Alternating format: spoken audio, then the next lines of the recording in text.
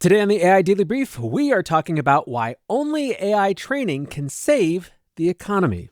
The AI Daily Brief is a daily podcast and video about the most important news and discussions in AI. Now, today we're talking about a theme which has been pretty much ever present in my entire journey with AI, which I think is now more existentially important, not just for the AI industry, but for the economy as a whole than it has ever been. I'm talking about AI training, AI education, upskilling, whatever you want to call it. The process by which we help people close the capability gap between what AI could be doing for them and the value that they are actually getting out of it. Now, this is about as bombastic a title as you're ever going to get on the AI Daily Brief, but I'm going to try to stand on business for this one. The short of the argument is that we're in a world where the relationship between AI lab revenue growth and AI infrastructure build-out is the defining relationship of the American economy, and where, in that context, we will increasingly find ourselves caught between, on the one hand, the AI labs' need for ever-increasing growth in token usage, and on the other hand, increasing scrutiny and limitations from enterprises. My belief is that the only way to solve the two, to provide both the labs what they need and the enterprises what they need, to keep the whole party going, is training. So let me lay out the argument for you guys. Part one of the argument is that the American economy just is the AI trade. AI investment is not a sector story, it is the growth story. In Q1 of this year, GDP grew at 2% annualized, with AI-driven investment contributing about 75% of the increase. AI data centers, hardware, and networking hit 1.4% of US GDP in Q1 2026, doubling from 0.7%, and making AI infrastructure the leading driver of US private investment growth. Data from the St. Louis Fed suggests that AI investment accounted for 39% of marginal GDP growth over the trailing 4 quarters, which is bigger than the tech sector's 28% contribution at the peak of the dot-com boom. What's more, excluding these investments, growth in the first half of 2025 would have been 0.1% annualized, a near standstill. In 2026 alone, big tech's AI capex spend will pass $800 billion, which some like AI czar David Sachs have argued could represent a 2.5% GDP tailwind this year and a 3% GDP tailwind next. Now, this infrastructure spend isn't coming from nowhere. It was justified initially by the belief in the importance of AI in the future, and as time goes on, it is increasingly justified by specifically revenue growth from the labs. That's the contract. As long as token consumption keeps rising and rising fast enough, the capital keeps flowing. In fact, if you think about the difference between Q4 of last year and the first half of this year in terms of the popular market narrative, last year from about mid-August all the way through December, the biggest discussion on Wall Street was about an AI bubble. And there were all sorts of different proximate reasons for that, comments from Sam Altman, the MIT air quotes report that said that 95% of pilots were failing, but there was something much bigger underlying it that wasn't about narratives, but was instead about math. Specifically, seat math. In short, $20 to $200 a month times the number of addressable seats among knowledge workers was not enough revenue to justify trillions of dollars of infrastructure spending. The TAM of AI when AI is sold as seats just wasn't going to cut it. The shift, of course, is that seats have, in the era of viable agents, ceased to be the core unit that matters when it comes to AI economics. The shift that we have all lived through is from an assisted seat-based paradigm to an agentic usage-based consumption paradigm. Per-person economics move from $20 to $200 a month to potentially thousands of dollars. And the revenue evidence is clear. Anthropic had this insane 80x surge that catapulted it to a $30 billion annual revenue run rate, which then jumped all the way up to $47 billion by late May. This was driven not by all sorts of new people paying for $20 or $200 a month Claude accounts, but an insane amount of usage of Claude code. And Anthropic wasn't the only AI company experiencing this shift. OpenAI's revenue also jumped significantly in the first quarter, aided and abetted by their Claude Code competitor Codex, which is their vehicle for delivering agentic tokens. In the beginning of the year for Anthropic, the number of enterprises spending $1 million a year jumped from 500 to more than 1,000 in under 2 months. But of course, this came with consequences. The big theme for the last month or so on this show has been the shift from the token subsidy era to the token scarcity era. Now, we don't know how much exactly the labs have actually been subsidizing their accounts, but recent estimates from SemiAnalysis estimate that on the Claude $200 a month plan, the max possible spend was approximately $8,000 a month worth of tokens. And on the Max ChatGPT plan, the max possible spend was up at $14,000 a month. Now, even if these numbers aren't correct, even if they're significantly off, you're still talking about just absolutely huge subsidy. As the amount of AI being consumed increases, while those infrastructure projects lag in their capacity to increase the availability of AI, both because of delays that they're facing, but also because it just takes a long time to bring that capacity online, the tried and true rules of economics apply, and market pricing and incentives start to shift. The end of April, beginning of May is really when we started to see this happen. GitHub Copilot was one of the first to announce a move to usage-based billing, specifically calling out the fact that agentic sessions were just fundamentally different than the way that they had built the previous pricing model around.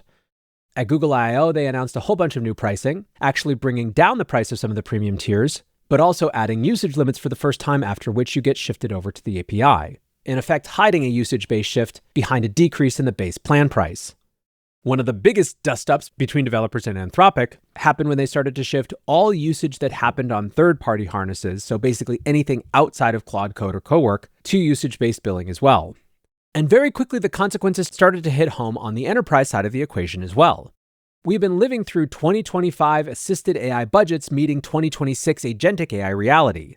Obviously, Uber has been the big held-up example, first making news for blowing through their entire AI budget in the first 4 months, and eventually moving to a $1,500 a month cap per employee. Other advanced AI-using companies like Walmart did something similar. This is what led me to argue, as I did on Twitter at the beginning of the month, that every AI business is now and for the foreseeable future, in some way, shape, or form, a token efficiency business. And you see so many examples of this. One is you're seeing a lot of the harness companies start to really emphasize model routing. In other words, a more sophisticated approach to routing certain tasks to cheaper, lower cost models, leaving the most state-of-the-art models and highest cost for only the most important tasks. After Factory announced a new model routing feature at the beginning of June, CEO Matan Grinberg said that 13 million had been saved so far in the first 30 days of private preview. Now, other companies are just shifting models entirely. DeepSeek came in as Ramp's top trending SaaS vendor, as companies like AI startup Lindy have shifted off expensive American models and towards those cheaper Chinese alternatives. In addition to those cheaper Chinese alternatives, you're also seeing a lot of companies experiment with tactics like post-training to roll their own alternatives with a specific industry or functional focus. Cursor's Composer 2.5 is performing at Opus 4.7 and GPT-5.5 type of levels at a tenth of the cost. And even vertical companies like Harvey are experimenting with more complex structures that can use post-trained versions of open models like Kimi K2.6 in concert with more advanced models like Opus to perform both at a higher level and at lower cost. Now, all of this got us to the freakout that I focused on for Friday's episode, the Citadel Securities note, which showed the Silicon Data LLM Token Expenditure Index starting to roll over and point downward. Now, as I explained on Friday, this chart actually isn't showing what people thought it was. Specifically, it has nothing to do with overall demand or overall token volume or overall token expenditure. Instead, the index tracks the average price that customers are paying for 1 million tokens. But because their data comes entirely from third-party router companies, i.e. not the labs themselves, it's biased towards companies that are actively seeking out lower-cost alternatives. Still, it does tell part of the same story where companies, especially leading companies, are looking for cost advantages for the first time. And so we get to this equation, what the labs need versus what enterprises will pay. Now, already, even in their private market context, the relationship between the labs' continued growth in token consumption, expressed as revenue, and the amount of capital that is available for the infrastructure build-out is incredibly important. However, when Anthropic and OpenAI IPO, the intensity of the public market pressure to show every single quarter massive, and I mean massive, growth in token consumption is hard to overstate. Already, we live in a world where it doesn't matter that NVIDIA grows its revenue by a significant amount. It has to dramatically outperform market estimates, or else its stock price tends to go down after quarterly reporting. That sort of phenomenon is going to be even more aggressive around the leading labs, meaning that they will have to do whatever it takes to get people consuming more tokens. Now, on the other side of the equation, it's not that enterprises don't want to spend money on tokens. It's not that they don't want to get value out of AI. But increasingly, if the CFO set becomes the most important force in the decisions being made around AI, there are some pretty serious implications for the AI company's ability to achieve that never-ending growth that is so important, not just to their bottom line, but to our overall economy.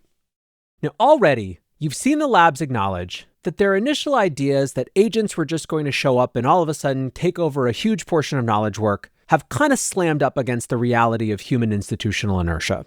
Perhaps the best expression of this is that over the last 6 weeks, both OpenAI and Anthropic have launched major consulting efforts focused around forward-deployed engineering. Now, I applaud those efforts. I think they're a great step, but I think that they're only part of the transformation we're going to see in how the labs think. In short, there are 2 big realizations that are going to be hurtling towards OpenAI and Anthropic specifically. The first is that as they dig in with all of their FDEs, they will discover that a huge portion of the value of AI is not going to come from a set of centrally planned agents built by the FDEs in concert with the software engineers inside enterprises. Instead, the value will come from many diverse knowledge workers of all different stripes building and using agents well.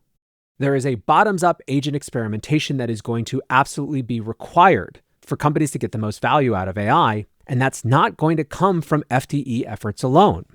Now, the second realization, if we're allowing ourselves to be a bit more cynical for a moment, is that even if some folks inside labs don't believe realization 1, and don't think that the right paradigm is every knowledge worker off experimenting with their own agents, there's a fairly decent chance that the token growth pressure will force them to act as if that's true anyway.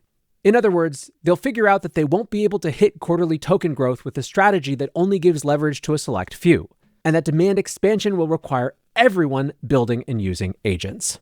My prediction then is that over the next 6 to 12 months, we will see dramatic increases in lab investment in enablement, training, and expanding the user base and depth of usage. Put differently, if everyone copies Uber and sets spending limits at $1,500 a month per employee, then the labs have to do whatever it takes to get every employee spending $1,500 a month. And then having the impact of that $1,500 be so high that it makes sense for the enterprises to increase those limits. Now, this is not going to happen on its own. One of the things that I am most worried about when it comes to enterprises moving into this token efficiency period is that that type of thinking and those types of caps come with a hidden cost. Caps don't just limit spend, they shape what gets attempted. Budget scrutiny, even if completely understandable, will push enterprises and individuals within enterprises towards basic productivity type of use cases and away from the big unseemly experiments that are required for the next generation of economic value to be created. I call this the known ROI bias. If people aren't given permission and structure and sandboxes and encouragement to go out and see what new things they could create with a fleet of agents, they're just going to try to do today's work a little bit faster or a little bit cheaper. This will not unlock the full value of AI. In fact, it will limit severely the value that the world gets out of AI. And perhaps more pertinently for my predictions for the next 6 to 12 months, it will limit the amount of tokens that the AI labs can sell. And so we come back to this equation, and my argument that the single and only thing that can solve for the needs of both of the categories of parties on either side of this equation is AI training.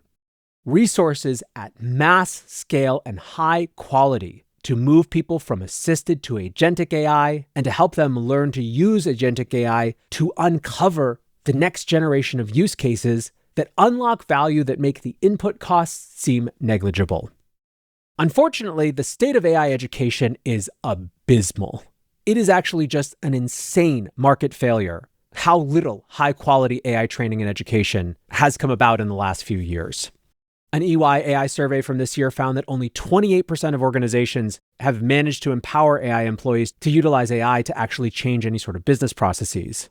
DataCamp did a survey of more than 500 enterprise leaders and found that while video courses are the most common AI training format, they produce, as DataCamp puts it, awareness without confidence and adoption without judgment.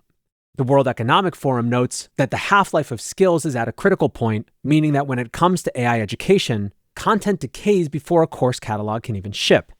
And guess what? Things were already tough when we were just talking about prompt engineering. Now that we're in the world of agents and agent management and agent building, it is massively more complicated. It's also incredibly more important. Even if you don't agree with me about the intrinsic economic importance of AI training, I think at this point it is very hard to deny that we aren't in the midst of a secular shift in what knowledge work consists of. Simply put, we are moving from a paradigm in which we do things to one in which increasingly we oversee synthetic intelligences that do those things for us. Prompting assisted AI was a new skill, but it was not a new knowledge work primitive. Managing agents, on the other hand, is a new knowledge work primitive that every single knowledge worker in the future will need to be skilled in. This is a lot closer to management training than it is to software training. Now, obviously, if you've been watching my moves this year, it's been pretty clear that I'm thinking about AI education and training a lot. I've now released 3 different free self-directed programs: the AIDB New Year's program, Claw Camp in the midst of the OpenClaw craze, and Agent OS, which is sort of an updated agentic operating system program that takes a lot of the pieces of Claw Camp and moves them into the Claude Code Codex type of paradigm. Part of the reason why I've wanted to experiment with these sort of free self-directed programs is that I think that the scale of the need for this training is mass scale. There need to be more free programs, there need to be more paid programs, there need to be more programs of every stripe in between. And to be clear, there are some good educational resources out there.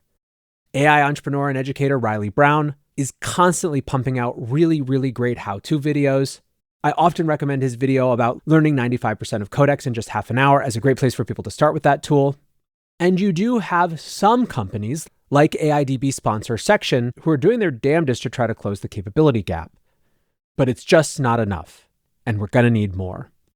So what to do with this?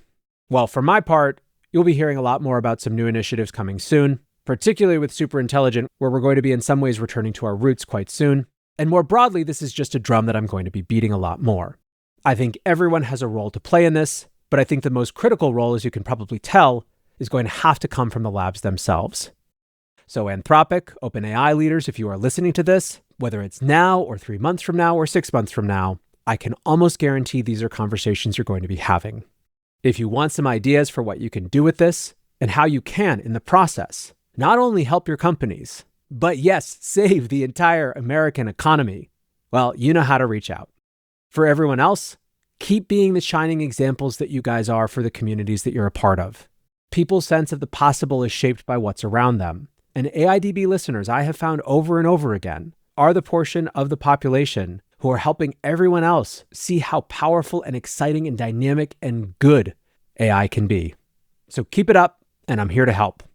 For now, that's going to do it for today's AI Daily Brief. Appreciate you listening or watching, as always, and until next time, peace.